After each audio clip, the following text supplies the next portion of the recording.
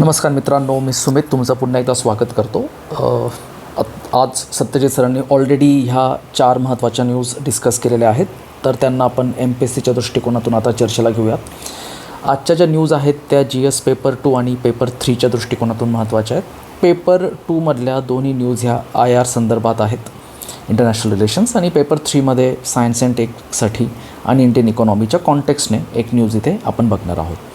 तर आजच्या the हिंदूने cover केलेली ही न्यूज आहे आणि ह्या न्यूजमध्ये इंडिया आणि जपान यांचे जे पहिलेपासून अतिशय असे चांगले संबंध होते. ऑफकोर्स त्या संबंधांमध्ये काही उतार चढावसुद्धा बघायला भेटले, इस्पेशली ज्यावेळेस इंडियाने पोखरण न्यूक्लिअर टेस्ट ही कंडक्ट केली होती, पण त्याच्यानंतर पुन्हा संबंध हे आपले चांगल्या पद्धतीने आपण इथे प्रस्थापित केले. आता ह्या Indo Japan maritime security cooperation हे आपल्यासाठी महत्त्वाचं का आहे? आता आपल्याला याच्या आधी आपण चर्चा केलीच होती. सत्यजित सरांनीसुद्धा त्यांच्या मागच्या व्हिडिओत सांगितलं होतं की स्ट्रिंग ऑफ पर्ल्स पॉलिसी जी आहे चायनाची, तर ती भारतासाठी एक अतिशय मोठी डोकेदुखी आहे. तर या स्ट्रिंग ऑफ पर्ल्स पॉलिसीला जो आपल्याला चायना ब्लॉक करण्याचा प्रयत्न करतो आहे, तर त्याला काउंटर अटॅक आपला काय होता की त्यासाठी काउंटर अटॅकमध्ये आपण आपले जे नेबरिंग कंट्रीज आहेत त्यांच्यासोबत संबंध चांगले करण्यासाठी आपण इथे फोकस केला. प्रोजेक्ट मौसम, सागरमाला हे आपले काही महत्त्वाचे इनिशिएटिव्ज आहेत आणि त्यासोबतच भारताची क्वाडमधली जी एक महत्त्वाची भूमिका राहिलेली आहे, तर क्वाड मेंबरशिपसुद्धा चायनाला इथे काउंटर करते. आता क्वाडमध्ये कोणते कोणते देश येतात? भारत आहे, त्यानंतर जपान त्यामध्ये येतं, त्यानंतर अमेरिका आहे, ऑस्ट्रेलिया आहे आणि निश्चितपणे क्वाडचं एक्सपान्शनसुद्धा होतच आहे. तसंच जपानचे सुद्धा इथे चायनासोबत जे संबंध आहेत, तर जपानचे चायनासोबतचे हे संबंध थोडेसे प्रॉब्लेमॅटिक याच्या आधी पण राहिलेलेच आहेत. तर त्या अनुषंगाने भारत आणि जपान हे जे संबंध आहेत आणि ते जर आणखी सुदृढ झाले तर निश्चितपणे चायनाला काउंटर करणं आपल्याला सोपं जाऊ शकतं. तर इथे एक मेमोरँडम ऑफ अरेंजमेंट साईन करण्यात आला आपल्या मॅरिटाईम सिक्युरिटीसाठी भारत आणि जपान यांच्या दरम्यान. याच्यामध्ये महत्त्वाचे प्रोव्हिजन्स कोणते कोणते? एक्सपान्शन ऑफ मिलिटरी एक्सरसाइज, याच्यामध्ये ज्या आधीच्या बायलॅटरल मिलिटरी एक्सरसाइज आहेत त्याच्यावर तुम्हाला प्रिलिम्समध्ये प्रश्न विचारला जाऊ शकतो. धर्मा गार्डियन ही आर्मीसाठीची एक्सरसाइज होते. JMX ही एक नेव्हल एक्सरसाइज आहे. वीर गार्डियन एअरफोर्सची ही एक्सरसाइज आहे. त्यानंतर आपलं DRDO defence research and development organisation आणि ॲटला म्हणजे काय? तुमचं जपानचं acquisition technology and logistic agency. तर DRDO आणि ॲटला यांच्यामध्ये सुद्धा ॲडव्हान्स डिफेन्स टेक्नॉलॉजीजच्या बाबतीत सहकार्य करार इथे करण्यात आलेला आहे. आणि त्यासोबतच आपलं भारतीय नौदल आणि जपानची मॅरिटाईम सेल्फ डिफेन्स फोर्स यांच्या दरम्यानसुद्धा इथे सहकार्य करार करण्यात आलेला आहे. आणि जॉईंट कोलॅबरेशनमध्ये इथे काही युद्ध सराव आहेत ते युद्ध सरावसुद्धा इथे केले जातील. ठीक आहे. तर इथे त्यासोबतच ह्या कराराचा अतिशय एक महत्त्वाचा जो एक भाग असणार आहे तो असणार आहे सर्च अँड रेस्क्यू ऑपरेशन्स. आता काय होतं क्वाडमध्ये, ज्यावेळेस मी तुम्हाला त्याचा एक बॅकग्राऊंड सांगितला की भारत क्वाडचा मेंबर असणं महत्त्वाचं आहे, कारण भारताला चायना ज्या पद्धतीने BRIच्या थ्रू, स्ट्रिंग ऑफ पर्ल्स पॉलिसीच्या थ्रू इथे ब्लॉक करण्याचा प्रयत्न करतो, तर त्याच्यासाठी एक योग्य असं उत्तर आहे. आता इथे इंडिया किंवा इंडो पॅसिफिक लॉजिस्टिक नेटवर्क हा एक IPLN हा एक क्वाडचा इनिशिएटिव्ह आहे, ज्याच्यामध्ये भारत, जपान, ऑस्ट्रेलिया आणि अमेरिका हे 4 राष्ट्र याच्यामध्ये सामील होतात. आता यांचा उद्देश काय आहे? Coordinate the logistic capabilities of quad countries. जेणेकरून काय होईल की जो व्यापार इथे होतो तर तो व्यापार आणखी सुरळीतपणे इथे होऊ शकतो. व्यापारासोबतच जी काही आपली सप्लाय चेन आहे त्या सप्लाय चेनला इथे आणखी योग्य पद्धतीने वाव भेटेल.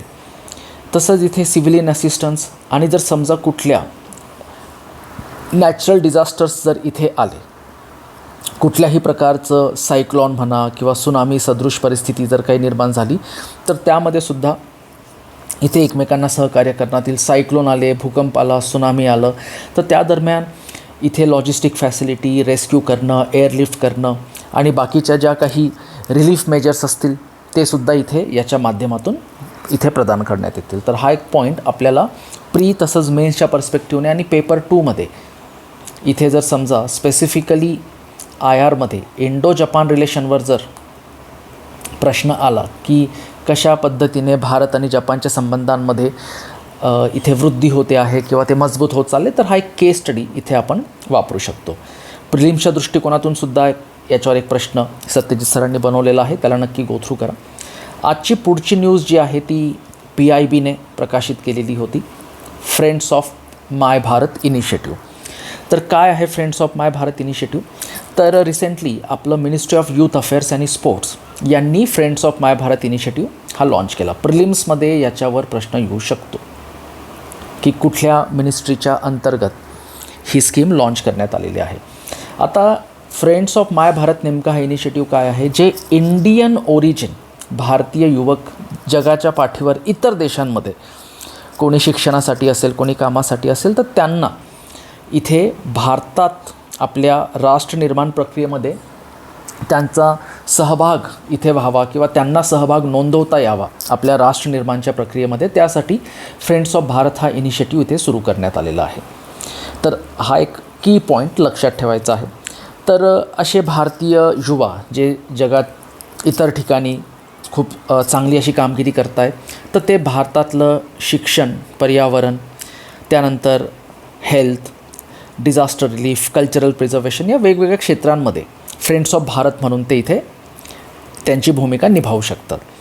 आता एक dedicated know your India section हे इथे बनवण्यात आलेलं आहे आणि यासाठी India's culture, heritage, history, tourism, travel, prominent leaders यांच्याबद्दल इथे आवश्यक ती माहिती इथे प्रदान करण्यात येईल, जेणेकरून आपल्या देशाबद्दल, आपल्या जगाच्या पाठीवर काम करत असलेले, शिक्षण घेत असलेले युवक, त्यांना तर माहिती मिळेलच, पण त्यांच्या माध्यमातून जगातल्या इतर युवकांना, इतरांनासुद्धा आपल्या देशाबद्दलची माहिती भेटू शकते. त्यासाठी मेरा युवा भारत हा एक प्लॅटफॉर्म बनवण्यात आलेला आहे.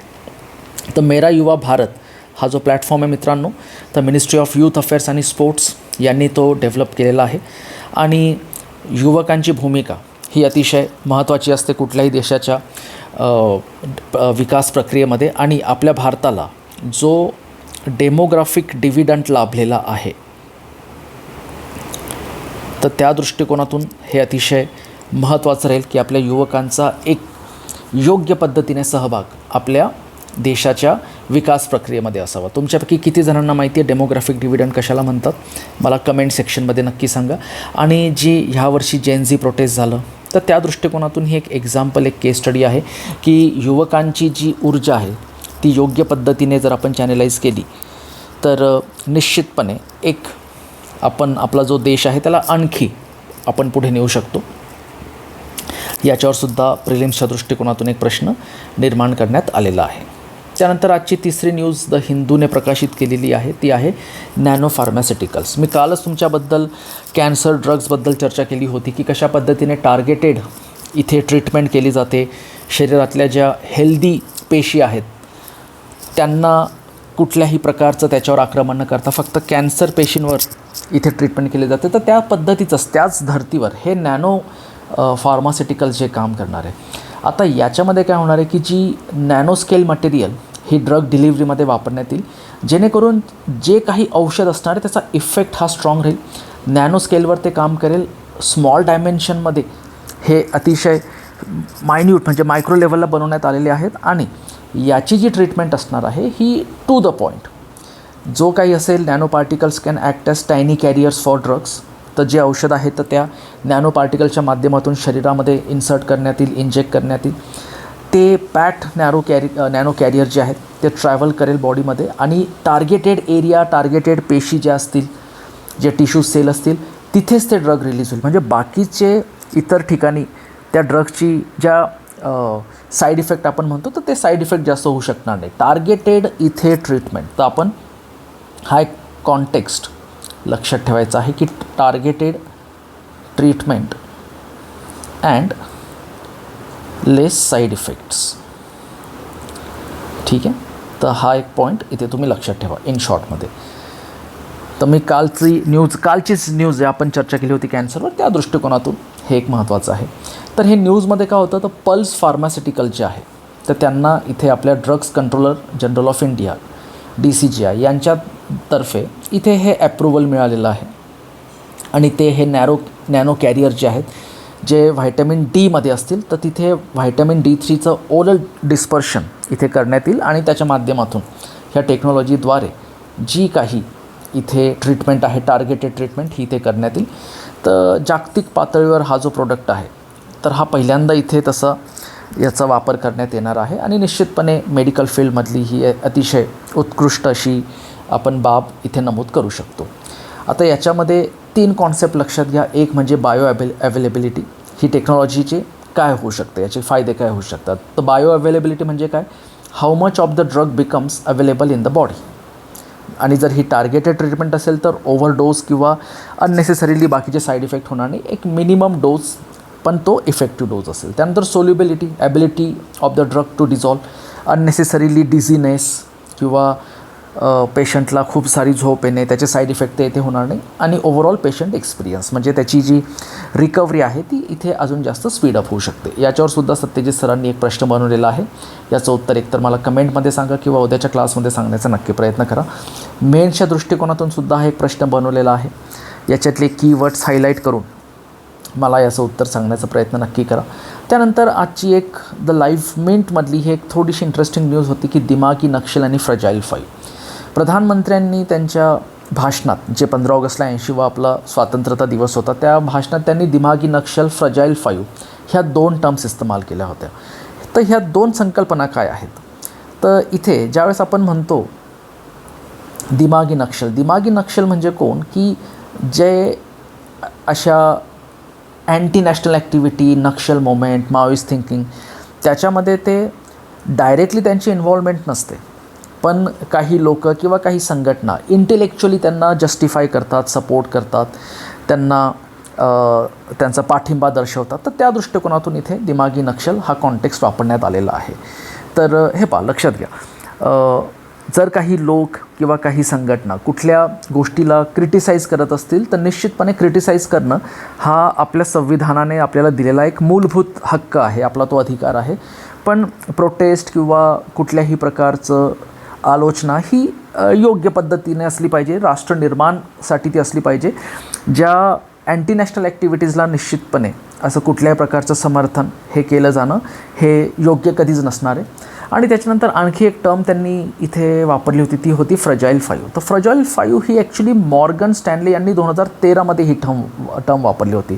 तर फ्रजाईल 5 हे ॲक्च्युली 5 देशांना त्यांनी म्हटलं होतं. तर कोणते 5 देश होते ते, Brazil, India, Indonesia, south Africa आणि टर्की.